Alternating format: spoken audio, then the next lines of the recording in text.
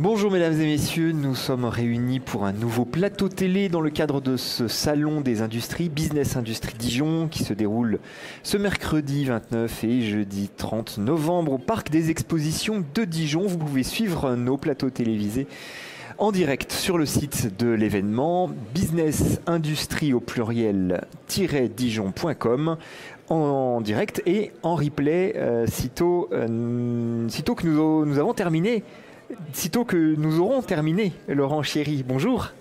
Bonjour. Vous êtes responsable développement photovoltaïque à la direction commerciale Est chez EDF. Voilà, c'est bien ça. Votre métier, donc le photovoltaïque, on a évoqué à la table ronde précédente avec votre collègue la décarbonation, donc comment une entreprise se pose les bonnes questions, fait un état des lieux, élabore un plan d'action, identifie des solutions. Le photovoltaïque est l'une des solutions qui peut entrer dans le cadre d'un plan d'action, comme ceux que vous proposez. Mais peut-être avant qu'on en parle, le photovoltaïque, rappelez-nous, rafraîchissez-nous la mémoire, de quoi parle-t-on exactement? Alors on parle de solutions qui s'installent soit en toiture, soit au sol, soit sur les parkings, de solutions de captation de l'énergie solaire, qui permet d'alimenter soit le réseau en injection ou le site concerné quand on parle d'autoconsommation. On peut même faire aussi un peu les deux en faisant de l'autoconsommation avec revente de surplus. C'est adossé aujourd'hui à la loi climat et résilience. L'Europe s'est engagée dans une décarbonation en fait d'ici 2050, voilà, plutôt zéro carbone. Et la solution photovoltaïque fait partie du panel de solutions qui permettra d'atteindre cet objectif, on l'espère en tout cas. On entend dans ce que vous venez de nous expliquer qu'il y a des choix techniques à faire et des choix économiques aussi. Quand on est entre l'autoconsommation ou l'injection, on est sur des choix à la fois techniques et économiques. Ça, c'est des choix qu'on ne fait pas tout seul. Non. Il faut faire appel à des experts sur le sujet. Alors voilà, par exemple à vous. Par exemple, c'est une des solutions qu'on développe nous avec notre filiale EDF ENR, une filiale intégrée au groupe avec laquelle je travaille de proche, puisque moi je préfigure les projets auprès de mes clients. Donc justement, j'observe la compétitivité du projet, je regarde si effectivement ça a du sens et si ça a du sens, qu'est-ce que on peut installer chez le client, sous quelle forme, quels sont les temps de retour, et une fois qu'on est d'accord à peu près sur le modèle, dans ce cas-là, entre en action notre filiale qui, elle, va réaliser les devis et faire les installations et pourquoi pas maintenir le générateur pendant toute sa durée de vie. Les choix sont liés aussi à des tranches de dimensionnement de panneaux. Donc on appelle ça les tranches A au creux, appel d'offres de la Commission de régulation de l'énergie, qui permet justement de savoir quelles sont les primes auxquelles on a droit, si on y a droit, et quels sont les coûts de rachat des surplus lorsqu'il y en a. Et donc c'est un monde un peu particulier, le monde de la vente de l'électricité. Et donc ça demande quelques compétences et une grosse expertise sur le domaine pour savoir finalement quel est le modèle le plus adapté aux besoins du site, aux besoins du client, le cas échéant. Alors on y reviendra tout à l'heure sur les difficultés, en tout cas les étapes importantes dans une démarche d'installation, mais si on reprend les choses au tout début, comment un industriel peut-il s'engager? Quelles sont les précautions à prendre, les premières démarches à effectuer quand on se dit que éventuellement le photovoltaïque pourrait être une solution pertinente? Voilà, alors c'est souvent d'ailleurs ce que se disent mes clients avant de me rencontrer, c'est qu'ils se disent bon, j'imagine que ça pourrait être intéressant maintenant. J'ai plein de toits occupés. Voilà, comment je fais, avec qui je le fais, et au bout de combien de temps ça va me rapporter de l'argent.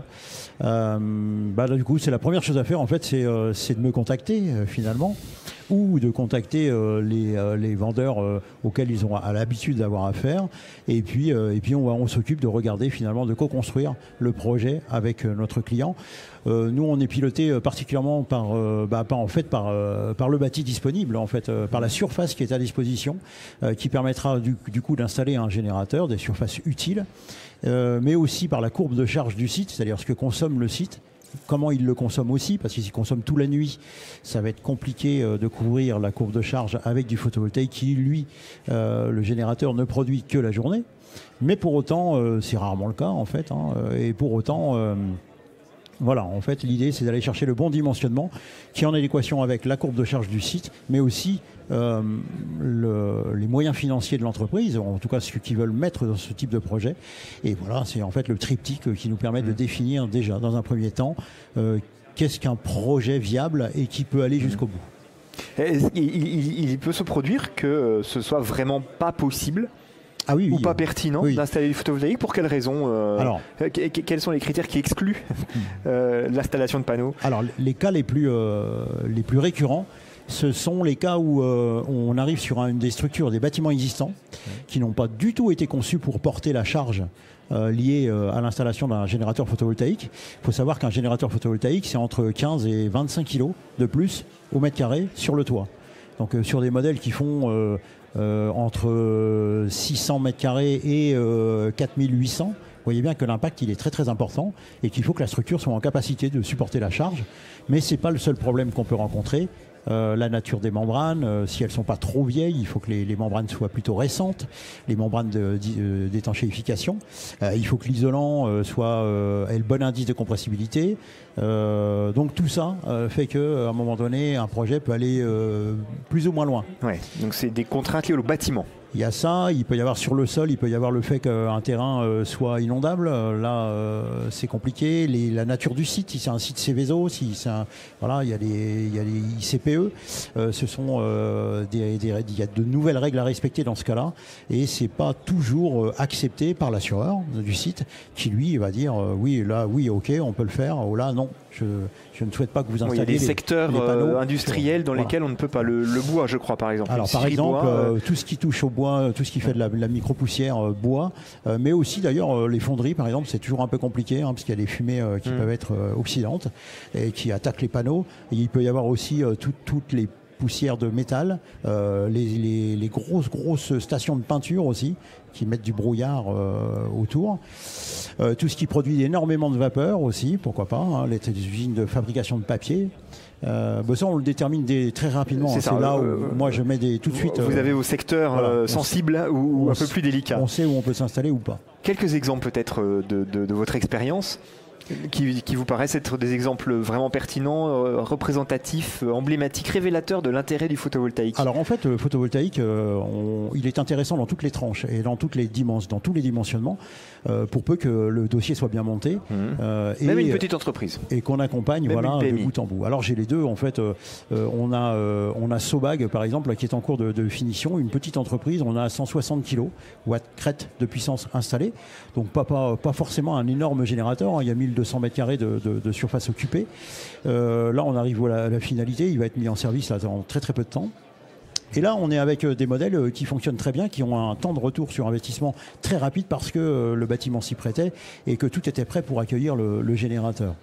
À l'opposé, on a...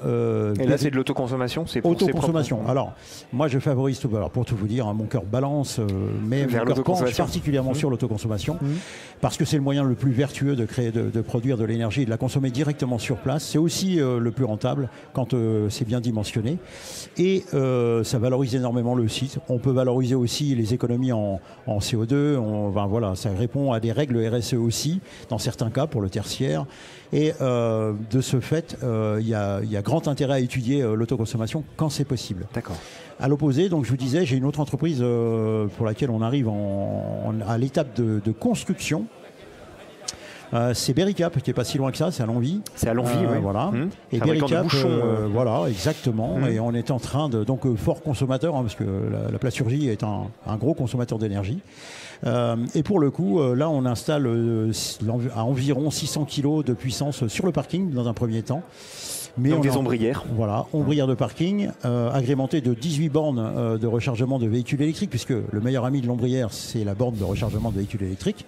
L'un alimente l'autre et on peut mutualiser la VRD, on limite les coûts. Donc il y a un grand intérêt à vraiment étudier les deux en même temps. Ouais. Après, Bericap, c'est une première étape. On est en train d'étudier la seconde, voire une troisième, mais sur un site qui est plutôt à Vittel. Mais pour le coup, on est sur un dimensionnement de 500 kg en ombrière. L'ombrière, c'est sans doute le chantier le plus long. parce qu'il faut construire les structures. Enfin, on part de zéro, hein, du coup. Et là, il faut tout construire, y compris la structure qui se situe en dessous. C'est un peu plus coûteux, mais c'est aussi un moyen de valoriser les parkings, de mettre les véhicules à l'ombre, de les protéger des intempéries. Et puis aussi de répondre à une loi qui va arriver. Alors, elle a été votée, mais elle n'est pas encore mise. Le décret n'est pas encore appliqué. Une loi qui va obliger demain à solariser les parkings de plus de 1500 mètres carrés, solarisés à hauteur de 50%. Et en fonction des tailles, il y aura plus ou moins de temps pour se mettre en conformité avec la loi. Donc on n'a pas le choix. De toute façon, dans un premier temps, c'est pas encore appliqué. Ouais. Je dirais qu'avant de dire on n'a pas le choix, je dirais qu'il y a d'abord un intérêt financier. Ouais. Ce genre de démarche ne va jusqu'au bout que si tout le monde s'y retrouve, y compris et avant tout le client. Mais il y a aussi un intérêt sociétal et puis pour la planète, quoi qu'il en soit. Les véhicules électriques vont arriver en masse, il faudra produire de plus en plus d'énergie, tous les moyens seront bons. L'idée, c'est de faire un mix énergétique qui soit neutre en carbone. Le photovoltaïque est un bon moyen d'y contribuer, d'autant qu'il soulage le réseau, particulièrement en autoconsommation, puisqu'on consomme directement sur le site. Bien sûr. Voilà. Néanmoins, le photovoltaïque continue de traîner un certain nombre d'idées reçues, de critiques que nous allons nous employer à démonter les unes après les autres. D'abord, est-ce que c'est fiable ? Alors fiable sur le plan de la production électrique. Est-ce qu'on est sûr aujourd'hui, quand on fait une installation photovoltaïque, qu'elle va réellement produire la quantité d'électricité qu'on espère ? Oui, en règle générale, elle produit même plus aujourd'hui. Pour une raison toute bête, alors c'est un avantage pour le photovoltaïque, pas forcément pour la planète, mais avec le réchauffement climatique, on gagne énormément en gains solaires tout au long de l'année, y compris pendant les périodes intermédiaires où on avait peu d'ensoleillement. C'est l'avantage de l'inconvénient. Et voilà. Et du coup, ça profite aux générateurs. Depuis 5 ans, tout ce qu'on a étudié produit plus. Et c'est exponentiel, ça n'arrête pas d'augmenter, malheureusement, mais c'est comme ça. Et du coup, c'est favorable pour le développement du photovoltaïque, quoi qu'il en soit. Les panneaux aujourd'hui sont garantis 25 ans, garantie matérielle, et on peut aller jusqu'à 30 ans en garantie de production à 94%. Donc voilà, on est sur des modèles qui fonctionnent plutôt bien. Le talon d'Achille d'une installation, ce sont les onduleurs. Qui redresse le courant, le transforme le courant continu en courant alternatif pour pouvoir le réinjecter sur le réseau. C'est l'appareil qui se fatigue le plus, mais de toute façon on prévoit le remplacement et quoi qu'il en soit, une installation qui est bien maintenue, qui est monitorée comme il faut, ce que nous on fait côté EDF depuis toujours, depuis le début, c'est une installation qui peut fonctionner 50 ans. Ouais. Alors ça c'est l'autre critique qu'on entend effectivement parfois, c'est la maintenance de l'installation. Ça va de les feuilles mortes qui s'entassent sur le toit jusqu'à la nécessité effectivement d'engager des techniciens et des coûts de maintenance. Mais ça c'est pareil, c'est quelque chose qu'on peut anticiper. Oui, bien sûr. Les contrats sont... Quand on réalise un devis, nous, auprès de nos clients, on ne réalise pas un devis, on en fait 3. On en fait un pour le générateur, un pour le contrat de maintenance qui est sur 5 ans par défaut. Jamais au-delà, mais ça peut être moins. Et ensuite, on a un devis pour le nettoyage qu'on sépare, puisque en fait, ça dépend de la situation des panneaux et de l'agressivité de l'environnement. On peut faire un nettoyage tous les 2 ans, voire tous les ans, voire tous les 6 mois, en fonction de la situation. Et pour ce qui est de l'entretien et de la maintenance, pour nous, ça a toujours été indissociable. Il est inconcevable de partir sur un projet qui va, un business model qui fonctionne sur 30 ans. Sans prévoir le moment où il va y avoir quelques petits soucis, et on doit pouvoir les anticiper. Et le contrat de maintenance sert à ça avant tout. On fait de la thermographie, on vérifie bien que les connectiques continuent à fonctionner normalement, que les panneaux ont leur rendement. Bref, c'est suivi. C'est le plus important en fait. Absolument. On entend des critiques relatives au caractère qui ne serait pas si écologique que ça du photovoltaïque, lié notamment au fait que la plupart des panneaux sont encore aujourd'hui, sauf erreur de ma part, fabriqués en Asie. C'est pas faux. C'est pas faux. Alors oui, les panneaux sont... Là, c'est plus difficile de le démonter, celui-là. Non, alors pas du tout. En fait, il faut être à l'aise avec ça.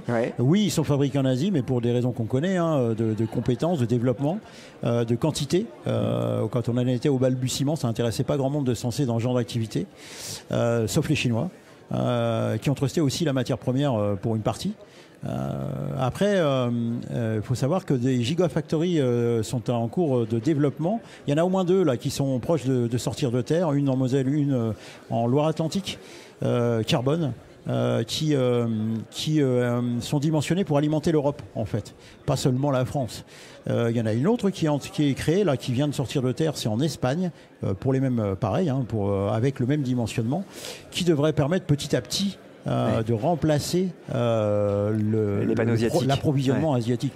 Parce que le marché est mûr finalement et que donc la production se fait maintenant sur le continent européen. Voilà, parce que le marché est mûr. Il y a un autre point, c'est que le développement du photovoltaïque est aidé. Hein, il y a des primes qui sont versées et donc le montant de ces primes, si on envoie le montant de ces primes en Chine, c'est quand même moins intéressant que de faire profiter les entreprises européennes qui, elles, font l'effort. Donc c'est important qu'à un moment donné, tout ça fonctionne à l'échelle européenne. Et puis alors, Laurent, il y a le coût. Alors, vous évoquiez tout à l'heure les aides possibles. Oui. Est-ce qu'aujourd'hui, on arrive à réduire un petit peu le coût d'investissement? Oui, alors réduire le coût, c'est assez aléatoire, c'est quand même fonction du modèle sur lequel on se lance. Est-ce que c'est du sol? Est-ce que c'est des ombrières? Est-ce que c'est de la toiture? Quel type de toiture? Les coûts sont souvent très très différents. Bien sûr. Pour autant, pour vous donner un ordre d'idée, depuis 2007, le prix a été divisé par 4. Le prix d'un panneau, enfin d'une installation photovoltaïque a été divisé par 4. Et parallèlement, le prix de soutirage, le prix de l'énergie sur le marché, alors, ça ne vous a pas échappé, hein, a augmenté légèrement. Et du coup, c'est ce qui fait qu'aujourd'hui, c'est très très concurrentiel. Aujourd'hui, on arrive à faire des projets qui sont avec des temps de retour de 6 ans, ce qui n'était absolument pas le cas quand j'ai commencé en 2018 sur ce domaine-là. Et en 2018, il nous fallait minimum 9-10 ans. Même pour un projet prêt à installer. Le plus simple possible, c'était plus aux alentours de 9-10 ans, 10-11. Alors quand on parlait d'ombrière, on était plutôt entre 16 et 18. Là aujourd'hui en ombrière, j'en ai présenté un ce matin même, juste à côté. Et en fait, on est à 11 ans de temps de retour sur un projet à 1 méga, donc 984 kW crête de puissance installée. Ça reste cher en ombrière, il faut le dire, mais malgré tout, on a des temps de retour maintenant qui sont acceptables pour un industriel qui a une vision et une projection dans le temps.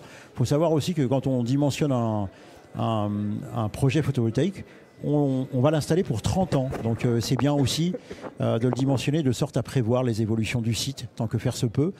La revente de surplus, d'ailleurs, maintenant, dans les nouveaux modèles, permet ce genre de démarche et faire en sorte qu'on surdimensionne légèrement le générateur pour prévoir justement l'extension du site, d'une part, et d'autre part, ça permet de mieux couvrir le besoin du site pendant les journées où il y a du faible ensoleillement, puisque la surface de captation est plus importante. Et là, effectivement, ça c'est la dernière critique qu'on entend, c'est les aléas météorologiques.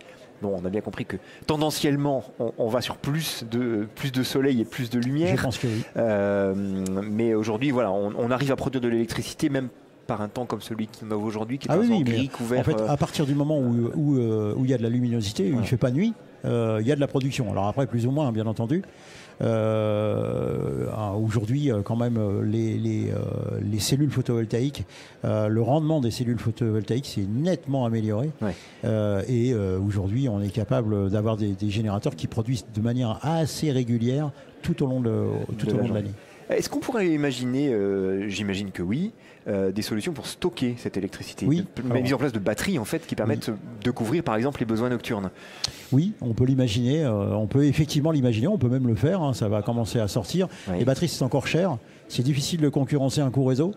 Quand on installe et du photovoltaïque et des batteries, c'est toujours un peu compliqué, mais il y a des solutions là qui commencent à poindre le bout de leur nez. Et puis, quand on parle de batterie, on ne peut pas oublier qu'il y a un parc de véhicules électriques qui va aller en augmentant.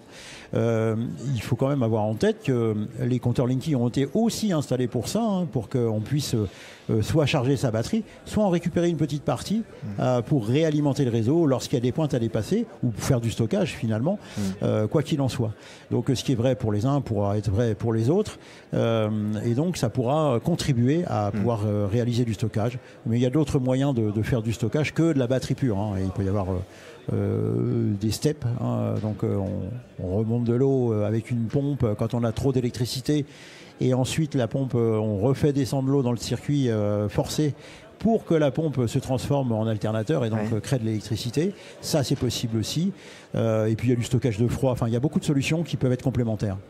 Voilà. Si je vous entends bien, Laurent, les planètes sont alignées, j'ai l'impression. Entre le réchauffement climatique, la maturité technologique, les aides financières qui existent toujours, c'est le moment ou jamais de se poser la question d'un équipement photovoltaïque dans son entreprise. Oui, parce que ce sont des projets qui sont quand même à long terme, ça demande de la maturité, de la maturation surtout. En règle générale, un projet photovoltaïque, entre le moment où on en parle et le moment où il se réalise, il se passe souvent entre 18 et 24 mois. D'accord, en 2 ans. Ouais, on ne sait pas non plus... C'est long quand même, donc c'est pas instantané. Et il faut pouvoir prévoir ça, particulièrement quand on prévoit de reconstruire des locaux ou d'agrandir un site. Enfin, tout ça doit se co-construire au départ pour faire en sorte que ça s'adapte parfaitement et que ce soit un écosystème qui soit parfaitement adapté aux besoins du site. Voilà. Aujourd'hui, vous avez beaucoup de demandes. C'est vraiment en augmentation forte, sensible. Beaucoup, le mot est faible. Oui. Alors aujourd'hui, il y a quand même quelques craintes au niveau des coûts réseau. Voilà, on sait ce que ça va donner là jusqu'en 2025. Puis après 2025, il y a quelques petites. Il y a des changements. Donc c'est la fin de l'arène, c'est ça? Mais quelques mots là-dessus. Qu'est-ce que ça va changer, ça? Ça risque. Pour l'instant, ce qui va changer, c'est qu'on va restabiliser. On l'espère tous. EDF en tête. Puisque les propositions d'EDF, c'est de stabiliser le marché, stabiliser les prix à plus ou moins long terme, c'est-à-dire éviter des contrats de 2 ans, faire plutôt des contrats de 4, voire plus, avec certains clients, de sorte qu'on s'assure les uns les autres sur un fonctionnement rationnel, éviter les pics comme on a connu, qui sont destructeurs pour tout le monde. Et du coup, maintenant, reste à savoir à quel prix moyenné on va travailler. On a déjà une petite idée, il a été négocié que l'ARENH, donc ce qui est vendu sur le marché, l'accès réglementé à l'électricité nucléaire. Voilà, sera revendu à 70 € du mégawatt, alors que jusque-là, il était à 42 puis 46. Donc on voit bien qu'il y a un petit delta qui doit permettre justement de pouvoir investir dans les nouveaux moyens de production, les EPR, les 6 ou 8 EPR qui vont sortir de terre dans les quelques décennies à venir. C'est un investissement de 25 milliards par an pendant quelques années quand même, et du coup, voilà, ça nécessite un coût d'arène un peu plus élevé. Ça ne veut pas dire pour autant que le prix de l'électricité va augmenter d'autant. Je dirais que je pense qu'on va se retrouver avec des prix à peu près à la hauteur de ce qu'on connaît aujourd'hui en manière stabilisée. Un mot pour terminer, Laurent, sur les enjeux. Une double question en réalité sur les enjeux. Ça n'a pas de sens d'investir dans du photovoltaïque ou des moyens de production d'énergie renouvelable si on ne travaille pas en même temps sur ses usages, sur ses consommations. On est bien d'accord? Ah oui, cette dimension-là, elle fait pleinement partie de votre mission de conseil et d'accompagnement. Ah oui, en fait, nous, EDF, on est sur tous les postes en réalité. Vous l'avez vu juste avant avec mon collègue. Et justement, dans la démarche des carbone, c'est bien de dégrossir le dossier, de regarder en fait finalement dans quel écosystème on entre et quelles sont les meilleures choses à mettre en place dans un premier temps. Pour améliorer le rendement de cet écosystème et faire des économies, quoi qu'il en soit, d'échelle, globalement, pour l'entreprise. Il y a des obligations qui vont arriver, comme réaliser les économies pour le tertiaire de 50%, à hauteur de 50%. Le photovoltaïque en autoconsommation y contribue. Donc ça, c'est un moyen aussi de répondre déjà d'emblée à ce genre de problématique. Mais l'autoconsommation, c'est un moyen pour les clients aussi, pour nos clients, de sécuriser le coût de leurs produits durablement. C'est-à-dire que leurs propres clients leur demandent finalement comment ils comptent sécuriser le coût du produit qu'ils vont leur acheter dans la durée. En fait, connaître son prix de production d'énergie pour les 30 années à venir, son prix moyen, bien sûr, c'est pas possible au travers du marché. Et c'était le deuxième enjeu que je voulais évoquer avec vous. Effectivement, c'est d'une certaine manière reprendre en main son destin énergétique. Ah, complètement. Alors, pas seulement le destin énergétique, reprendre en main l'ensemble des processus qui font que l'activité est celle qu'elle est sur le site concerné. Et justement, poste par poste, s'adresser aux bonnes personnes et faire en sorte que tout soit en adéquation avec le besoin réel, et ni plus ni moins. Et aujourd'hui, nous, EDF, on peut accompagner nos clients sur l'ensemble de ces thématiques, et tout en gardant en tête que voilà, nous, notre objectif, c'est bien qu'à un moment donné, notre client soit satisfait et en confiance avec nous sur l'ensemble des solutions qu'on lui apporte. Merci beaucoup, Laurent. Merci beaucoup. Nous étions avec Laurent Chieri, responsable développement photovoltaïque chez EDF pour cette table ronde, ce plateau télé dans le cadre de Business Industrie. Bonne journée et bon salon à tous.